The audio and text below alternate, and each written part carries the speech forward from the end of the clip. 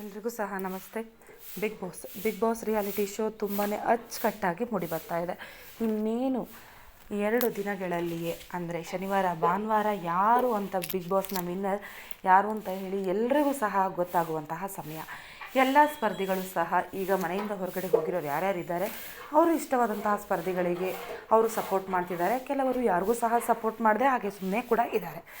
ಈಗ ಧ್ರುವಂತ್ ಅವರು ಅಚ್ಚರಿಯಾದಂತಹ ವಿಚಾರ, ಧ್ರುವಂತ್ ಎಲಿಮಿನೇಷನ್ ಆದ ನಂತರ ಎಲ್ಲಿಯೂ ಕೂಡ ಅವರು ಲೈವ್ ಬಂದಾಗಲಿ ಯಾವುದೇ ಇಂಟರ್ವ್ಯೂಗಳಲ್ಲಾಗಲಿ ಎಲ್ಲೂ ಸಹ ಅವರು ಕಾಣಿಸ್ಕೊಂಡಿಲ್ಲ. ಬಿಗ್ ಬಾಸ್ನಿಂದ ಹೊರಗಡೆ ಹೋದ ನಂತರದಲ್ಲಿ ಧ್ರುವಂತ್ ಅವರು ಮೌನವಾಗಿ ಇದ್ದಾರೆ. ಅವರು ಮೊದಲೇ ದೇವಿಯ ಆರಾಧಕ. ದೇವಿಯ ಆರಾಧನೆಯನ್ನು ಬಿಟ್ಟು ಅವರು ಬೇರೆ ಯಾವುದೇ ಕೆಲಸವನ್ನು ಮಾಡೋದಕ್ಕೆ ಅವರು ಮುಂದಾಗೋದಿಲ್ಲ. ಯಾವಾಗಲೂ ಸಹ ಅವರು ದೇವಿಯ ಏನು ಅವರ ಭಕ್ತಿ ಇದೆ ಅದೆಲ್ಲವನ್ನೂ ಸಹ ದೇವರ ಮುಂದೆ ತೋಡಿಕೊಂಡ ನಂತರವೇ ಅವರು ತಮ್ಮ ಕೆಲಸದಲ್ಲಿ ಅವರು ಮುಂದುವರಿಯುವಂಥದ್ದು. ಹಾಗಾಗಿ ಅವರು ಭಕ್ತಿಯ ಆರಾಧಕರಾಗಿರೋದ್ರಿಂದ ಅವರು ಏನು ಅವರ ಪ್ರೀತಿಯ ದೇವಿ ಇದ್ದಾರೆ ಅವರಿಗೆ ಆರಾಧನೆ ಮಾಡಿ ತದನಂತರ ಅವರು ಆ ಕೆಲಸವನ್ನು ಮುಂದುವರಿಯುತ್ತಾರೆ.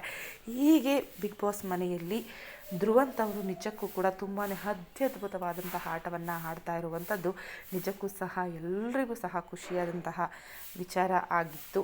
ಈಗ ಧ್ರುವಂತ್ ಅವರು ಬಿಗ್ ಬಾಸ್ ಮನೆ ಒಳಗಡೆ ಇದ್ದಾಗ ಅಶ್ವಿನಿಯವರ ಜೊತೆ ತುಂಬಾ ಕಾಂಬೋ ಸೂಪರ್ ಆಗಿತ್ತು. ಗಿಲ್ಲಿಯವರು ಸಹ ಅವರು ಕಂಡ್ರೆ ಅಷ್ಟೊಂದು ಬಾಂಧವ್ಯ ಅಷ್ಟೊಂದು ಸರಿಯಾಗಿ ಇರಲಿಲ್ಲ ಕೂಡ ಹೌದು.